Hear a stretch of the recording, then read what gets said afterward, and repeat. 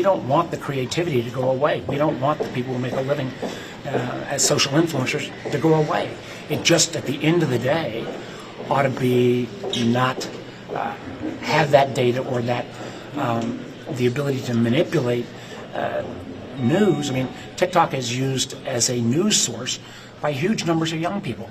Do we really want, in an age of AI, that kind of power given to an adversarial nation? We've already seen, the power of their, and I think, frankly, TikTok's over-the-top lobbying tactics, trying to flood congressional offices with calls, soliciting information from Americans, getting that personal data in terms of their zip codes, and then, turning that into a political operation, backfired. But it sure as heck makes the case of how this site could be used, in the midst of an election.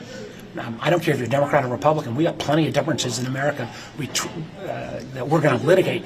It just shouldn't. That kind of debate in our country shouldn't be driven, at the end of the day, by an algorithm that I believe is controlled by the Communist Party of China. It's not about First Amendment rights, because what we're doing is changing ownership and removing a provision that concerns us that the Chinese Communist Party could potentially request this information. So the TikTok users should understand that they're being misinformed by the very platform that they're advocating for. This isn't about shutting down TikTok. This is about making sure that that very information that many of them are using to interact on it could be shared with the Chinese Communist Party. They should view this as a threat, rather that the threat of their information being abused by the Chinese Communist Party should be their concern.